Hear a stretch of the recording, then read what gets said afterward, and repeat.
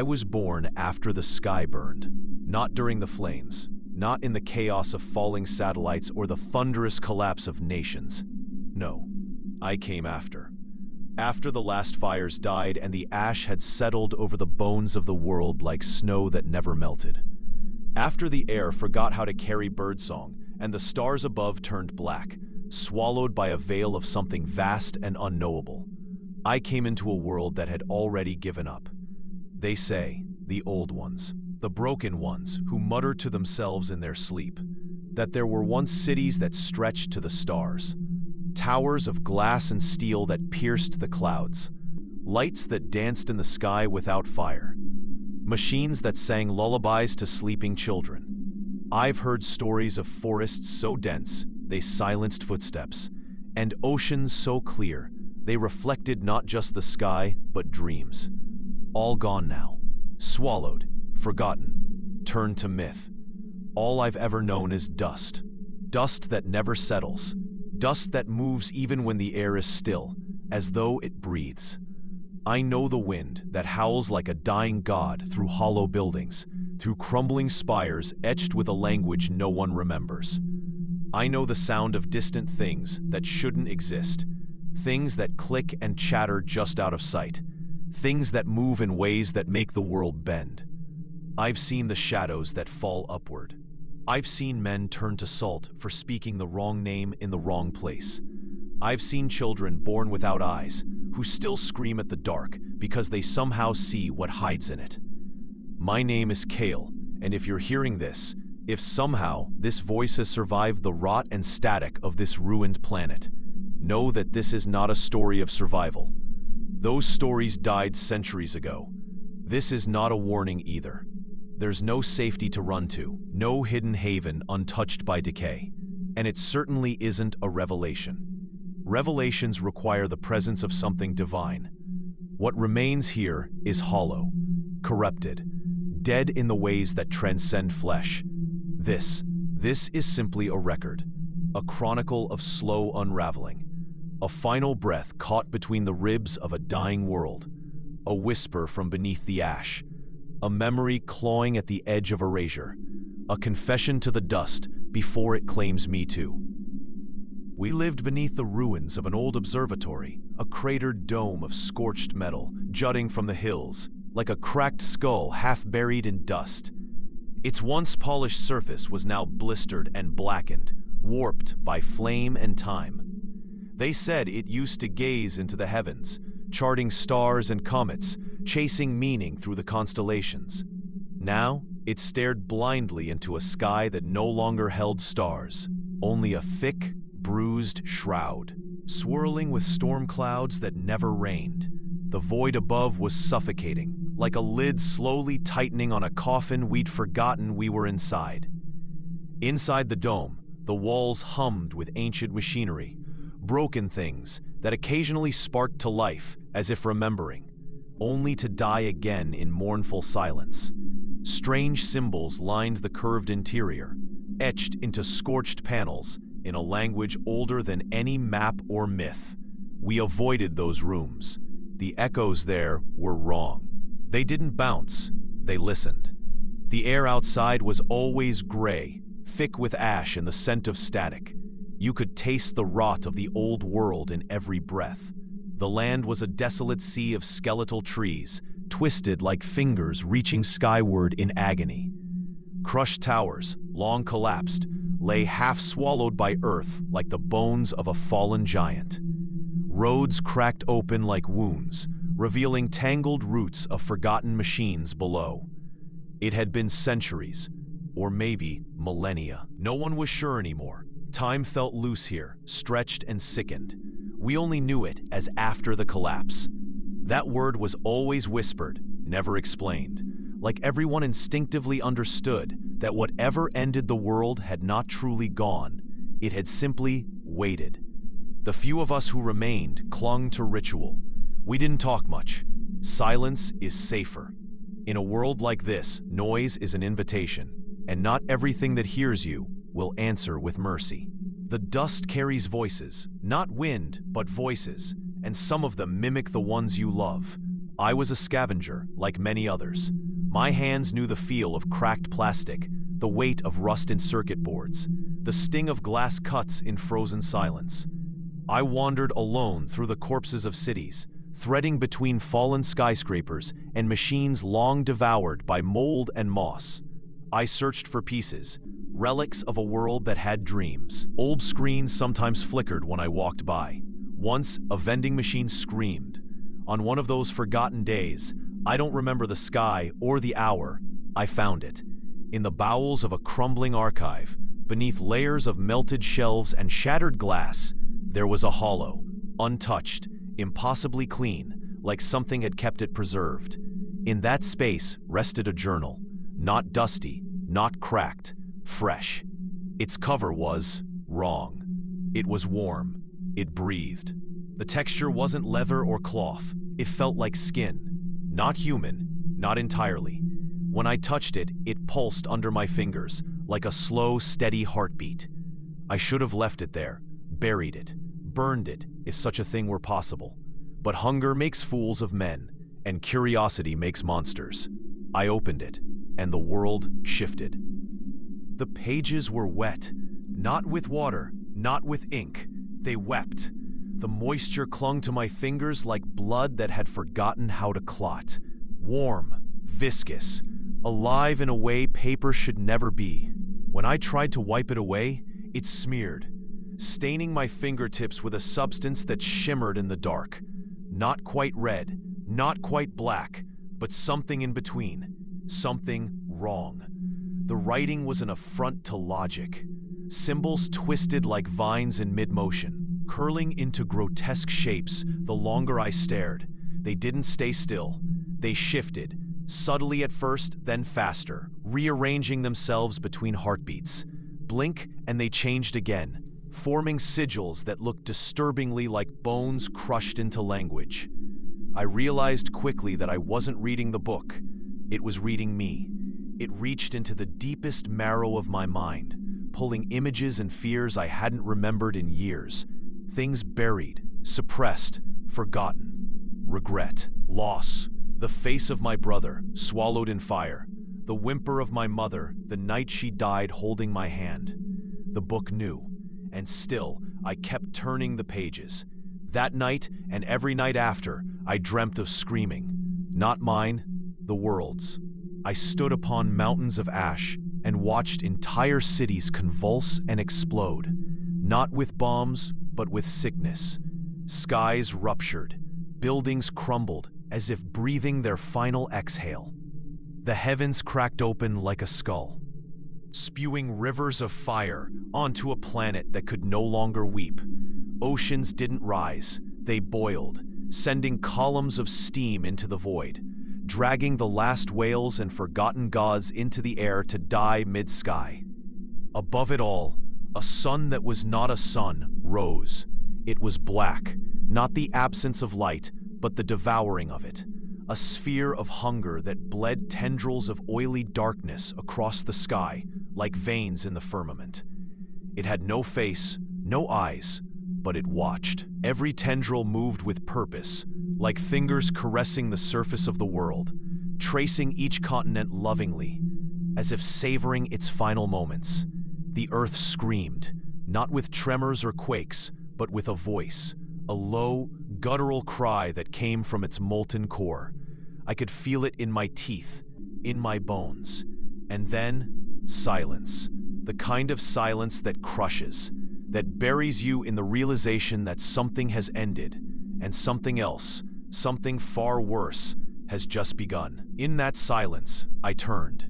Floating there, beyond the fractured sky, in the folds of dark between stars that no longer burned, something watched. Vast, ancient, patient, and unimaginably hungry. It didn't move, it didn't speak, but its presence was a pressure against my skull, a weight behind my eyes, like gravity had decided to remember me. Every time I awoke from these dreams, drenched in sweat, gasping, weeping, the book would be open again, to the same page, waiting. Then, one night, something changed. I turned to the final page. It was blank, at first. And then, slowly, as if rising from heat, a single handprint scorched its way into the flesh-like paper, not pressed in ink or char, but burned into the very fibers. The outline was unmistakable. Every ridge, every scar, every twist of bone. It was my own. I stared at it, unblinking for what felt like hours. I could feel the heat radiating from it, not from the page, but from within me. As if my body had finally become part of the book, or it had always been. And that's when the whispers began. Soft at first, like a memory spoken through the walls of a tomb. A voice that knew me, that had always known me. It whispered in the language of the book, ever shifting, ever mutating, yet I understood every word.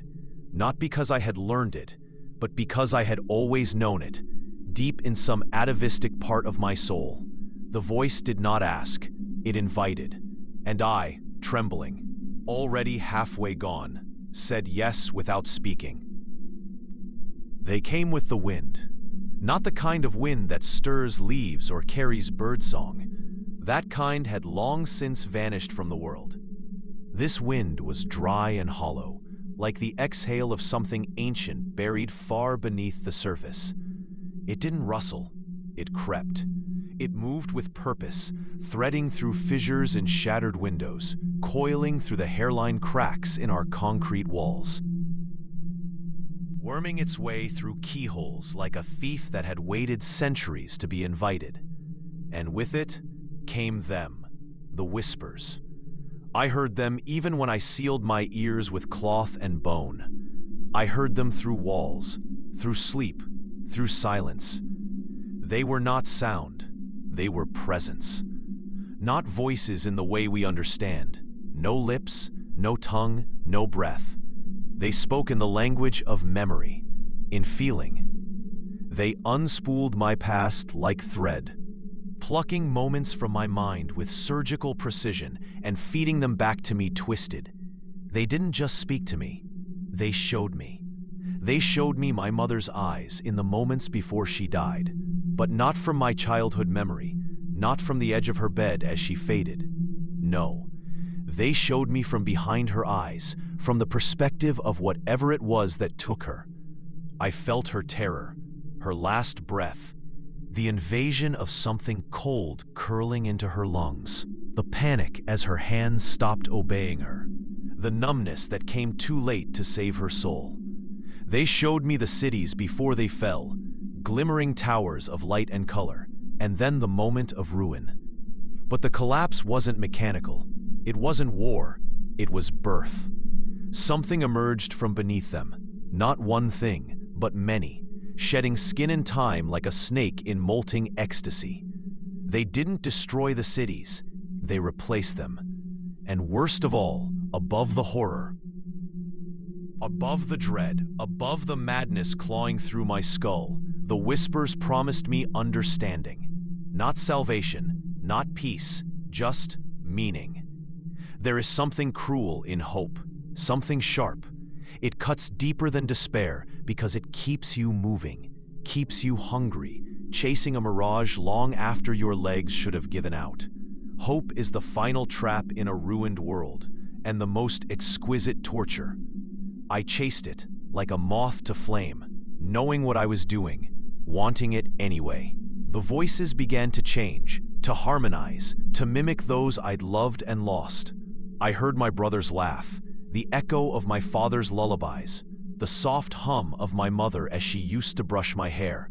Except there were no words, just memory, just the emotional imprint of the moment, hollowed and stretched like a corpse reanimated by puppeteers who had never been human. And I followed. The whispers drew me away from the ruined observatory, my last sanctuary, however broken, and into the place we had all been warned to avoid, the deep waste. No sane man walks there, not willingly. It was a place beyond maps, beyond compasses. Time bends in that place. Sound folds in on itself. Some say it was the epicenter of the collapse. Others say it was the first place the sky broke open. Whatever it was, it called to me now. I left in the middle of the night, took nothing, said nothing. The others, the few who still breathed under that dome, didn't stop me. I don't think they noticed, or maybe they did, and simply no longer cared. That's what this world does. It doesn't kill you all at once.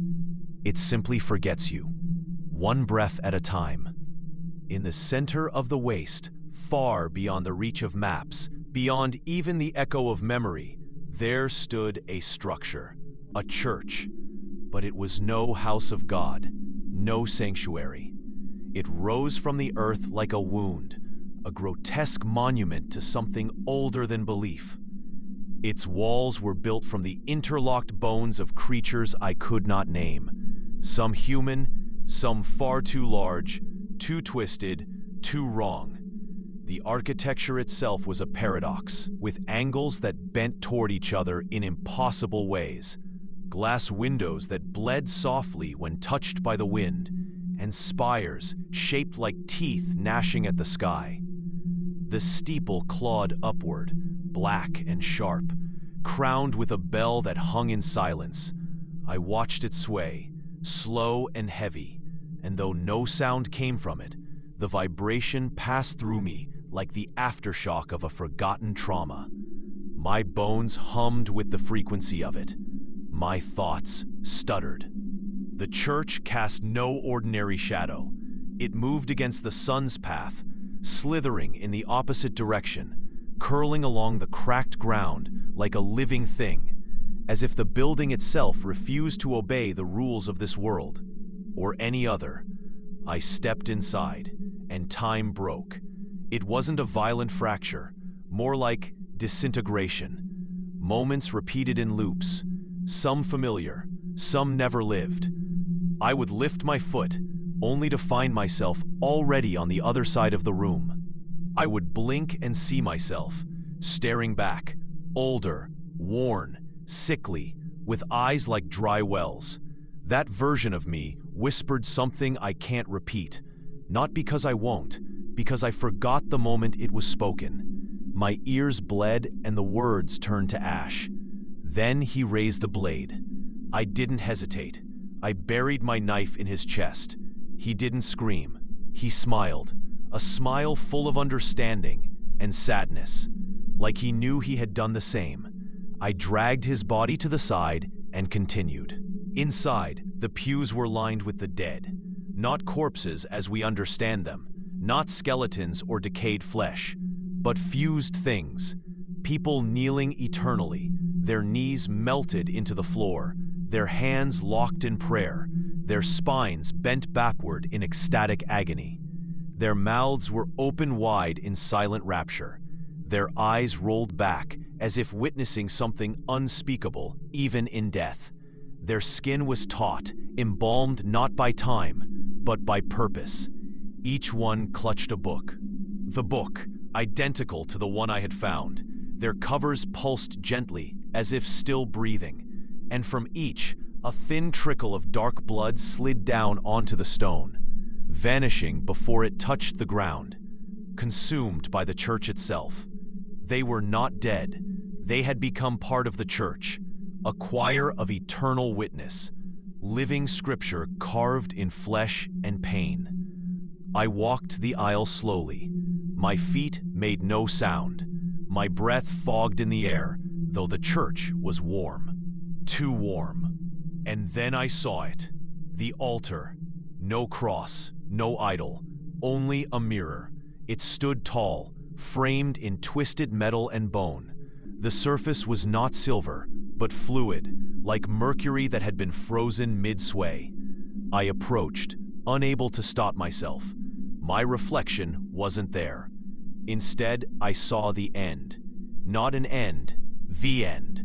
No fire, no screams, no violence, just silence, stillness, an empty world drained of color and movement, a sky bleached of stars, sunless and flat, oceans without tide, earth without breath. Time no longer ticking, simply paused, the entire planet wrapped in a kind of quiet that bordered on reverence. And then a voice. It came from the mirror. It did not echo. It simply existed in the air, in my teeth, in the marrow of my spine. You will be the last. 3 words, heavy as tombstones, absolute as gravity. I fell to my knees. I wept. I laughed. And the mirror wept with me. I left the church before it could claim me. Or maybe it let me go. I don't remember the door. I don't remember walking. I only remember the air outside, thick as if the atmosphere had curdled. Every breath felt like it scraped to a throat of thorns. The horizon was wrong, bent. The sun had vanished again. Or perhaps it had simply been swallowed by the same wound I'd seen in my dreams.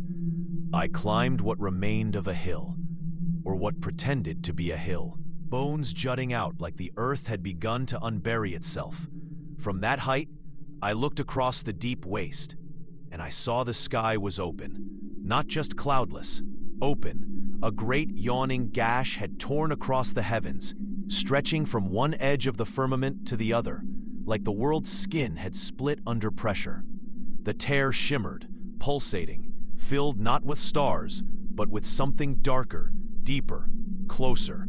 It wasn't empty. Inside that rift were teeth, row upon row, spiraling infinitely inward, orbiting a nucleus of void that sucked in light and sanity alike. These weren't teeth in the human sense.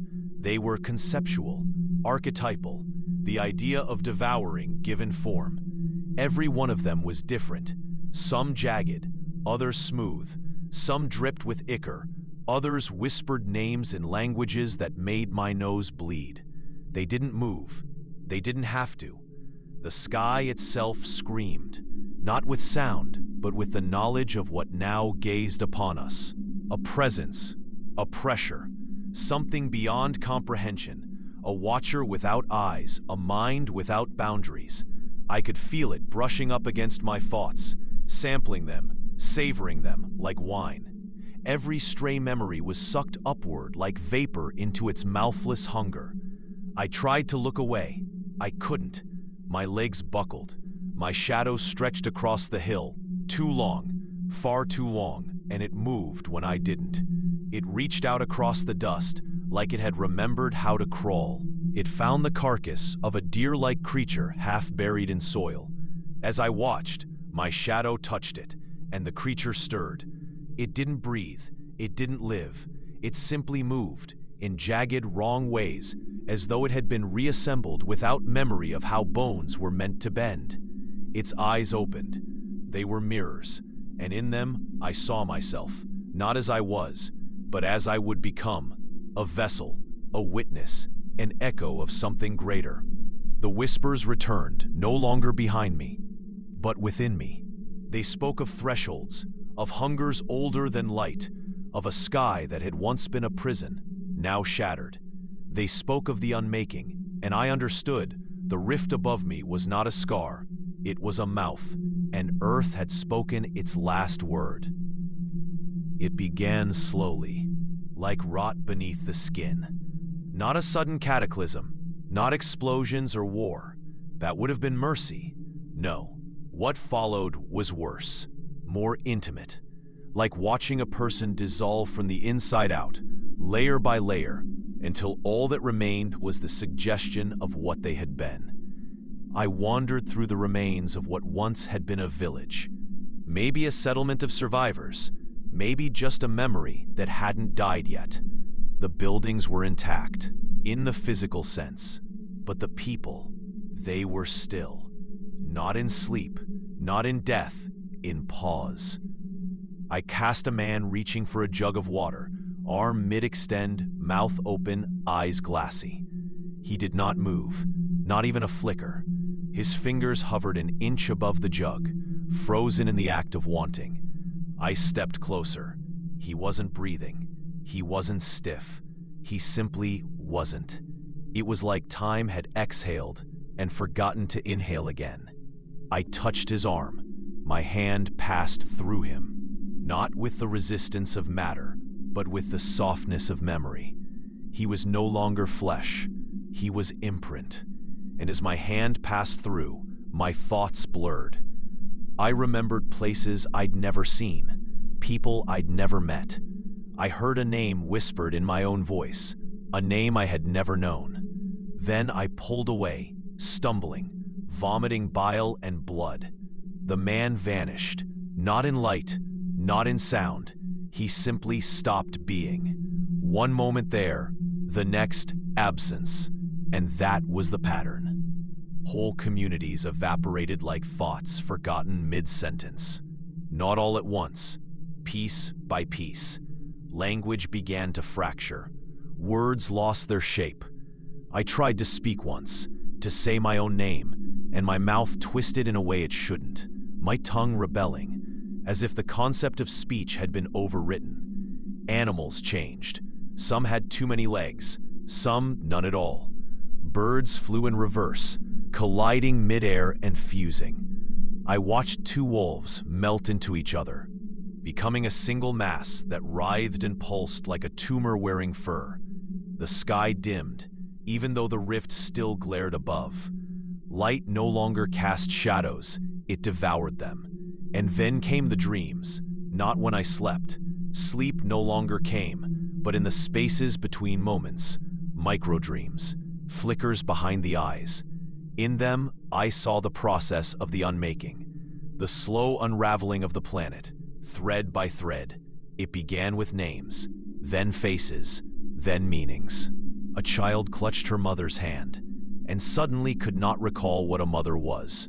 She looked up, confused, afraid, and the woman vanished. Not disappeared, unhappened. I saw a man begging the sky for mercy, for answers. His skin turned to paper, then to dust, then to a thought, and even that was gone. In one of the great ruins of the old world, a city whose name had been lost even before the collapse, buildings collapsed inward, folding into themselves like origami made of glass. Streets pulsed with veins, doorways sighed. I stood at the heart of that place, watching history die without noise. That's when I realized this was not destruction. This was correction, a purification of something that had been allowed to rot too long. And we were not being punished. We were simply being undone. I fell to my knees, laughing, crying. My tears came out backward, streaming upward, floating into the sky, pulled toward the rift like iron filings to a magnet. And above it all, beyond the swirl of decay, beyond the trembling bones of a dying earth, the teeth still hung in the sky, smiling. After the unmaking began in earnest, the whispers returned, not around me, not beside me, but within. They no longer crept along walls or echoed in the silence between breaths. Now, they spoke in the rhythm of my heartbeat, in the way my shadow curled at my feet, in the ache behind my eyes when I tried to remember who I had been. They told me where to go, not in words, in knowing. Like a compass buried in bone, I felt the pull, south, into the continent's final scar, a place unmarked by any ruin or map. It was said the ground cracked there once, long before even the collapse, revealing something beneath the skin of the world. They called it the mouth of God, and I went to it. The journey blurred. I crossed landscapes that weren't stable, weren't real in the traditional sense. Mountains turned inside out. Rivers flowed upward into black clouds and disappeared.